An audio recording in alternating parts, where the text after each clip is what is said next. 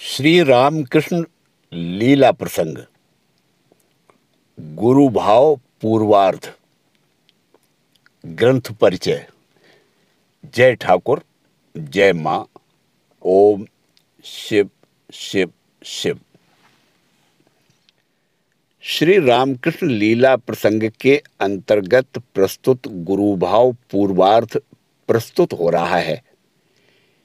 इसमें मुख्यतया श्री रामकृष्ण देव के साधनकालीन समय से लेकर विशेष रूप से प्रकट होने के पूर्व पर्यंत उनकी जीवन घटनाओं का सन्निवेश है, किंतु हमने केवल उन घटनाओं अथवा श्री रामकृष्ण देव के तत्कालीन कार्यों को ही लिपिबद्ध कर अपना कर्तव्य समाप्त नहीं कर दिया, अपितु जिस प्रकार के मानसिक भाव से प्रेरित हो एवं जिस उद्देश्य को लेकर उन्होंने उन कार्यों का अनुष्ठान किया है, उसका भी इस ग्रंथ में यथासंभव विवेचन किया गया है। क्योंकि शरीर तथा मन के समष्टिभूत मानव का जीवन इतिहास केवल उसकी जड़ देह तथा उसके द्वारा अनुष्ठित कार्यों के सूक्ष्म विवेचन से ही नहीं जाना जा सकता। जीवनी अथवा इतिहास लिखने में प्रवृत्त हो जड़वादी पाश्चात्य देशों के लोग मुख्यतया घटनाओं के संग्रह में ही अपनी दक्षता का परिचय देते हैं, तथा आत्मवादी हिंदू मानसिक भावों को निपुणता के साथ सन्निविष्ट करना ही कर्तव्य मानते हैं। हमारी धारणा है कि इन दोनों भावों के सामंजस्य से ही यथार्थ जीवनी या इतिहास की रचना हो सकती है।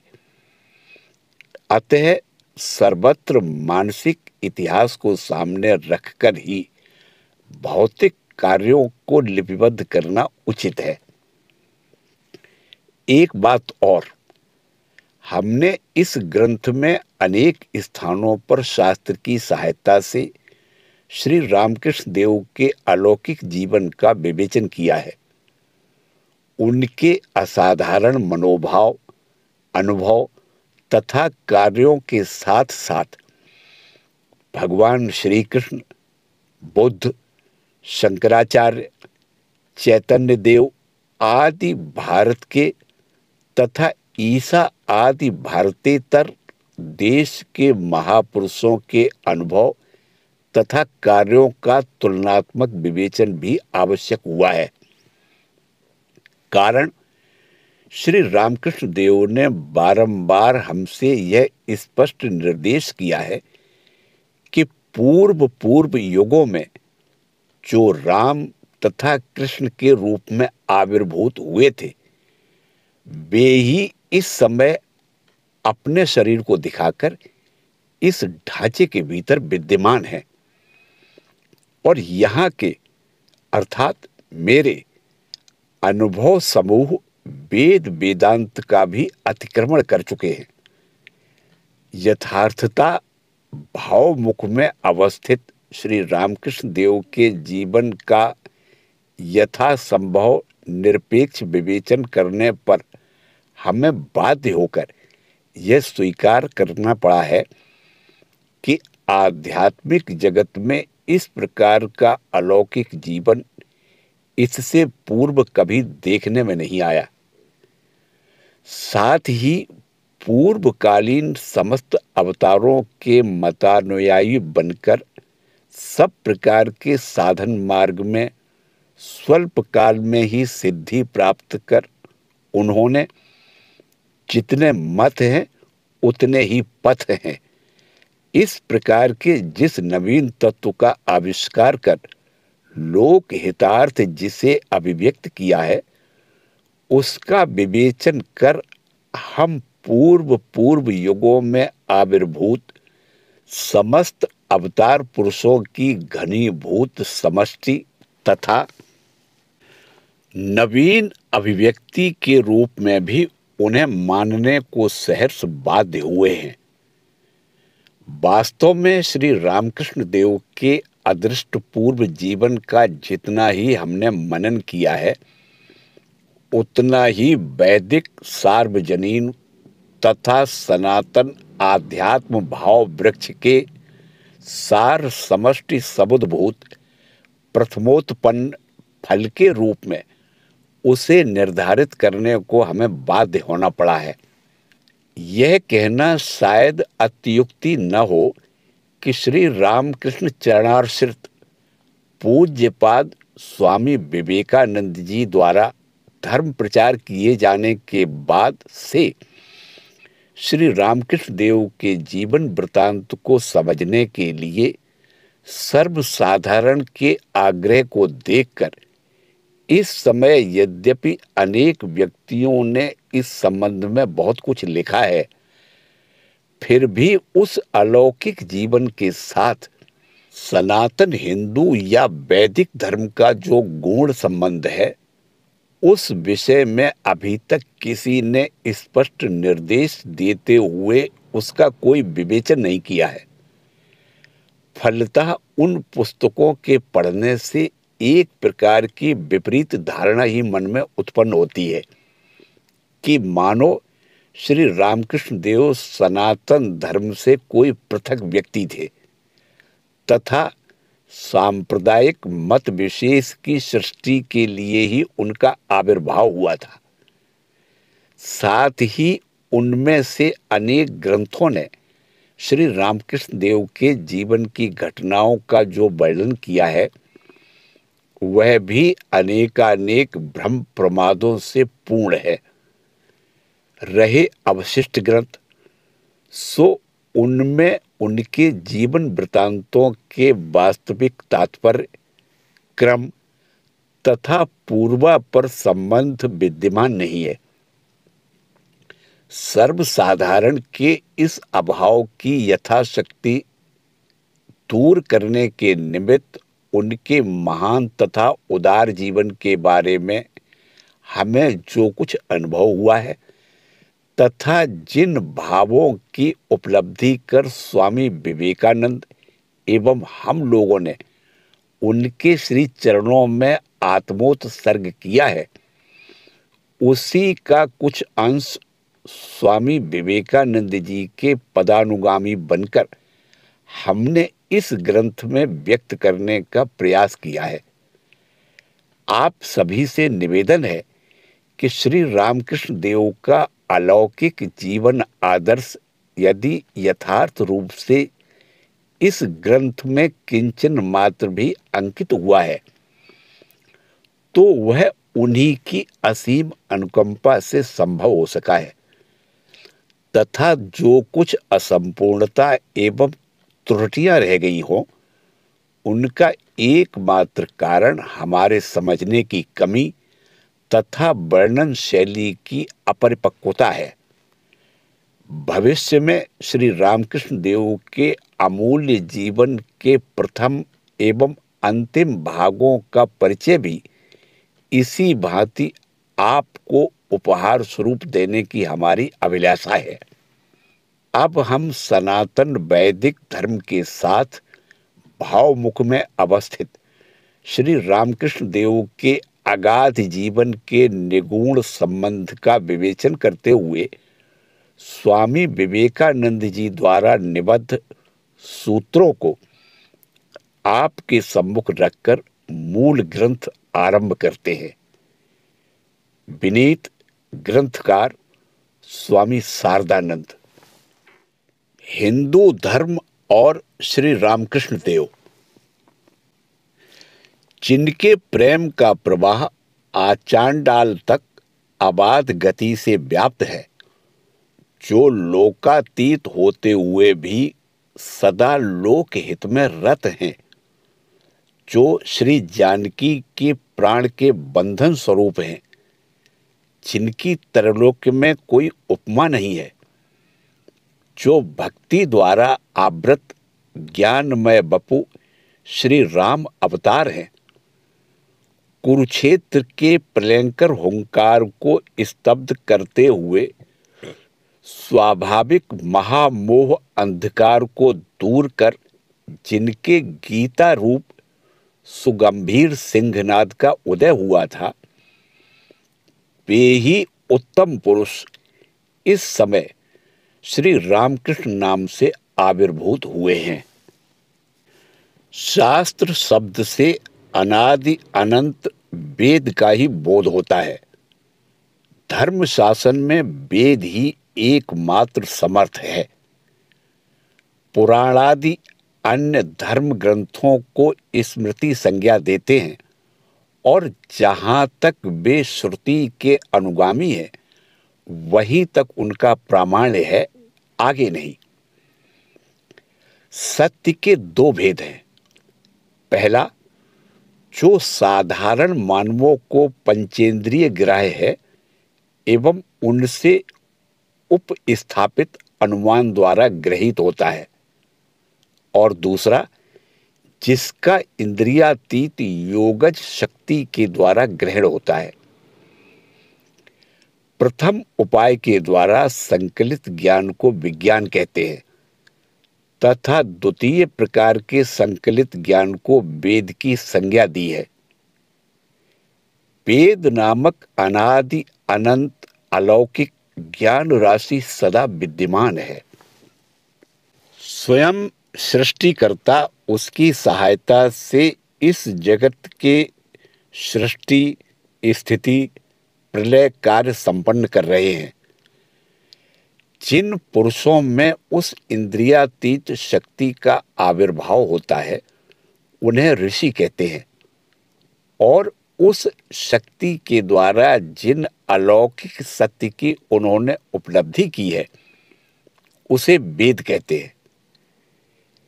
इस ऋषित्व तथा वेद दृष्टित्व को प्राप्त करना ही यथार्थ धर्मानुभूति है। साधक के जीवन में जब तक उसका उन्मेष नहीं होता तब तक धर्म केवल कहने भर की बात है, एवं समझना चाहिए कि उसने धर्म राज्य के प्रथम सोपान पर भी पैर नहीं रखा है। समस्त देश काल पात्र को व्याप्त कर वेद का शासन है, अर्थात वेद का प्रभाव किसी देश, काल या पात्र विशेष द्वारा सीमित नहीं है। सार्वजनीन धर्म का व्याख्याता एकमात्र वेद ही है। यद्यपि अलौकिक ज्ञान वेतृत्व कुछ अंशों में हमारे देश के इतिहास, पुराणादि में तथा विदेशीय धर्म पुस्तकों में भी वर्तमान है, तथापि अलौकिक ज्ञान राशि सर्वप्रथम संपूर्ण तथा अविकृत संग्रह रूप से आर्य जाति में प्रसिद्ध वेद नामक ग्रंथ के रूप में ही विद्यमान है, और यह चतुर्धा विभक्त अक्षर राशि सर्वथा सर्वोच्च पद की अधिकारी है एवं समग्र जगत के पूज्य तथा आर्य अनार्य सभी धर्म ग्रंथों की प्रमाण भूमि है। आर्य जाति द्वारा आविष्कृत इस वेद नामक शब्द राशि के संबंध में यह समझना चाहिए कि उसमें जो अंश लौकिक, अर्थवाद या ऐतिहासिक नहीं है वही वेद है। आर्य जाति द्वारा आविष्कृत इस वेद नामक शब्द राशि के संबंध में यह भी समझना चाहिए कि उसमें जो अंश लौकिक, अर्थवाद या ऐतिहासिक नहीं है वही वेद है। यह वेद राशि ज्ञानकांड तथा कर्मकांड दो भागों में विभक्त है। कर्मकांड की क्रिया एवं फल समूह मायाधिकृत जगत में सर्वदा अवस्थित रहने से देश, काल, पात्र आदि के नियमाधीन है और इनमें परिवर्तन होता रहा है, हो रहा है तथा भविष्य में भी होगा। इस कर्म कांड पर अवलंबित होने के कारण सामाजिक रीति रिवाजों में भी समय समय पर परिवर्तन होता रहा है और आगे भी होगा। सत शास्त्र तथा सदाचार के अविरोधी होने पर ही समयानुसार लोकाचारों को अपनाया गया है तथा भविष्य में भी इसी तरह अपनाया जाएगा। सतशास्त्र विगर्हित तथा सदाचार विरोधी एकमात्र लोकाचार के अधीन हो जाना ही आर्य जाति के अधपतन का मूल कारण है। ज्ञान कांड अथवा वेदांत भाग ही निष्काम कर्म, योग, भक्ति तथा ज्ञान की सहायता से मुक्तिदायी है तथा माया रूपी समुद्र को पार कराने में नेता के पद पर सदैव प्रतिष्ठित है। देश, काल, पात्रादि के द्वारा सर्वदा अप्रतिहत होने के कारण सार्वलौकिक, सार्वभौमिक तथा सार्वकालिक धर्म का एकमात्र उपदेष्टा भी वही है। मनुस्मृति आदि शास्त्रों ने कर्म कांड का आश्रय लेकर देश, काल, पात्र के भेद से विचार पूर्वक समाज का कल्याण करने वाले कर्मों की शिक्षा प्रधानता दी है। पुराणों ने वेदांत निहित तत्वों का प्रकाश कर अवतारादि के महान चरित्र का वर्णन करते हुए इन्हीं तत्वों की विस्तृत व्याख्या की है और अनंत भाव में भगवान के किसी एक भाव को प्रधान मानकर उसी भाव का उपदेश दिया है। किंतु कालवश सदाचार भ्रष्ट, वैराग्यहीन, एकमात्र लोकाचार में लिप्त एवं तीक्ष्ण बुद्धि आर्य संतान भाव विशेषों की विशेष शिक्षा के लिए मानव प्रतियोगी की तरह स्थित और अल्प बुद्धि मनुष्यों के लिए बहुविस्तारित भाषा में स्थूल भाव से वैदांतिक सूक्ष्म तत्वों के प्रचार करने वाले इन पुराणादि द्वारा वर्णित मर्मों के भी ग्रहण में असमर्थ हुए। फलतः अनंत भावों के समूह अखंड सनातन धर्म को अनेक खंडों में विभक्त कर सांप्रदायिक ईर्ष्या और क्रोध की वृद्धि कर वे उसमें परस्पर की आहुति देने की बराबर चेष्टा करने लगे और इस प्रकार धर्म भूमि भारतवर्ष को लगभग नरक भूमि में परिणत कर दिया।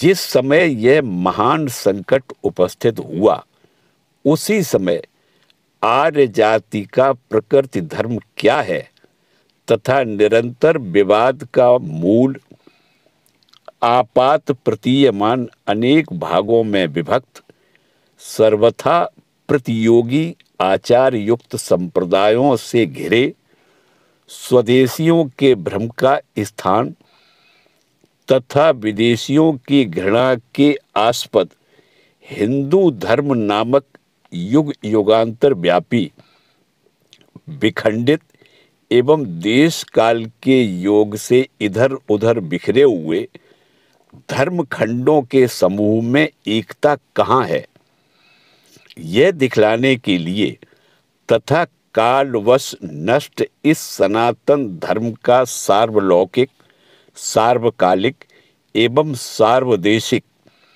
स्वरूप अपने जीवन में निहित करके संसार के सम्मुख सनातन धर्म के ज्वलंत उदाहरण स्वरूप अपने जीवन को प्रदर्शित करते हुए लोकहित के लिए भगवान श्री रामकृष्ण देव अवतीर्ण हुए हैं।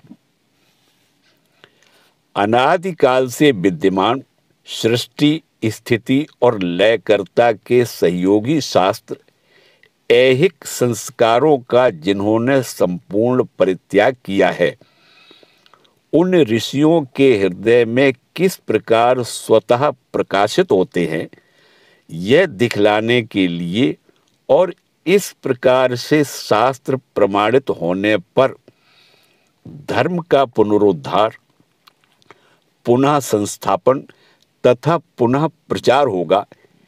इसलिए वेद मूर्ति भगवान ने इस कलेवर में वही शिक्षा की प्रायः संपूर्ण रूप से उपेक्षा की है। वेद अर्थात यथार्थ धर्म एवं ब्राह्मणत्व अर्थात धर्म शिक्षकत्व की रक्षा के निमित्त भगवान बारंबार शरीर धारण करते हैं, यह स्मृति आदि में प्रसिद्ध है। जैसे ऊंचे से गिरने वाली नदी की जलराशि अतिशय वेगवान होती है तथा पुनरुत्थित तरंग अत्यधिक प्रसारित होती है, उसी प्रकार प्रत्येक पतन के बाद आर्य जाति भी श्री भगवान के कारुणिक नियंतृत्व में निरोग होकर पहले की अपेक्षा अधिक रूप से यशस्वी तथा शक्तिशाली बनती जा रही है। यह बात भी इतिहास प्रसिद्ध है।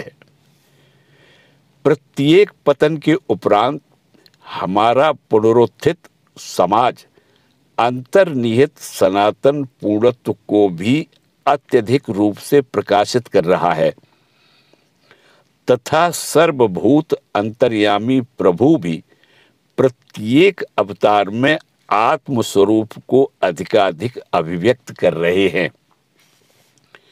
बारंबार यह भारत भूमि मूर्छापन्न अर्थात धर्म लुप्त होती रही है तथा भारत के भगवान अपनी आत्मा अभिव्यक्ति के द्वारा बारंबार उसे पुनरुज्जीवित करते रहे हैं, किंतु वर्तमान विषाद रात्रि की भांति जो यद्यपि अब किंचन मात्र ही अवशिष्ट तथा लगभग समाप्त प्राय है, किसी भी अमावस्या की रात्रि ने इस पुण्य भूमि को इस प्रकार आच्छादित नहीं किया था। इस पतन की गंभीरता के सम्मुख पूर्व के सब पतन गोस्पद चिन्ह सदृश हैं। अतः इस प्रबोधन की समुज्वल कांति में आर्य जाति के पूर्व युगों के प्रबोधन सूर्य के आलोक में नक्षत्रों की भांति महिमा रहित दिखाई देंगे तथा भारत के इस पुनरुत्थान के महान शौर्य के समक्ष पूर्व युगों के एतादृश प्राचीन प्रताप बालकों की लीला जैसे प्रतीत होंगे। सनातन धर्म की समग्र भाव समष्टि वर्तमान पतन अवस्था में अधिकारी के अभाव के कारण इतस्ता विक्षिप्त हो छोटे छोटे संप्रदायों में बंटकर कहीं आंशिक रूप से विद्यमान थी और कहीं संपूर्णतया विलुप्त हो चुकी थी। इस नवीन उत्थान के द्वारा नई शक्ति से ओतप्रोत हो मानव संतान इस विखंडित तथा विक्षिप्त आध्यात्म विद्या को एकत्रित कर अपने जीवन में उसकी धारणा तथा अभ्यास करने में समर्थ होगी, साथ ही लुप्त विद्या के पुनः आविष्कार करने में भी सफल होगी। इसी के निर्दर्शन स्वरूप परम करुणा सिंधु श्री भगवान वर्तमान युग में समस्त युगों की अपेक्षा अधिक संपूर्ण सर्वभाव समन्वित सर्व विद्या प्रेरक युगावतार के रूप में प्रकट हुए हैं। अतः इस महान युग में प्रभात में सर्वभावों के समन्वय का प्रचार हो रहा है एवं यह असीम अनंत भाव जो सनातन शास्त्र तथा धर्म के भीतर निहित रहकर भी अब तक प्रच्छन्न था, पुनः आविष्कृत हो जन समाज में उच्च निनाद के साथ घोषित हो रहा है। यह नवीन युग धर्म समग्र जगत, विशेषता भारतवर्ष के लिए कल्याणप्रद है तथा इस नवीन युग धर्म के प्रवर्तक भगवान श्री रामकृष्ण देव पूर्वकालीन युग धर्म प्रवर्तकों के पुनः संस्कृत प्रकाश स्वरूप हैं। हे मानव, यह विश्वास करो, इसकी धारणा करो। हे मानव, मृत व्यक्ति फिर से नहीं जीता, बीती हुई रात फिर से नहीं आती, नदी की उतरी हुई बाढ़ फिर से नहीं लौटती, जीवात्मा 2 बार एक ही देह धारण नहीं करती। अतः हे मनुष्यों, अतीत की पूजा करने के बदले हम तुम्हें वर्तमान की पूजा करने के लिए पुकारते हैं। बीती हुई बातों पर माथा पच्ची करने के बदले हम तुम्हें प्रस्तुत प्रयत्न के लिए बुलाते हैं। मिटे हुए मार्ग के खोजने में वृथा शक्ति क्षय करने के बदले अभी बनाए हुए प्रशस्त और सन्निकट पथ पर चलने के लिए आवाहन करते हैं। हे बुद्धिमान, समझ लो, जिस शक्ति के उन्मेष मात्र से दिग दिगंत में उसकी प्रतिध्वनि जागृत हुई है, कल्पना की सहायता से उसकी पूर्णावस्था का अनुभव करो एवं वृथा संदेह, दुर्बलता तथा दास जाति जन्य ईर्षा द्वेष का परित्याग कर इस महान युग चक्र परिवर्तन में सहायक बनो। हम प्रभु के दास हैं, प्रभु के पुत्र हैं, प्रभु की लीला के सहायक हैं। इस विश्वास को अपने हृदय में दृढ़ता पूर्वक धारण कर कार्य क्षेत्र में अवतीर्ण हो जाओ। स्वामी विवेकानंद। जय ठाकुर, जय मां।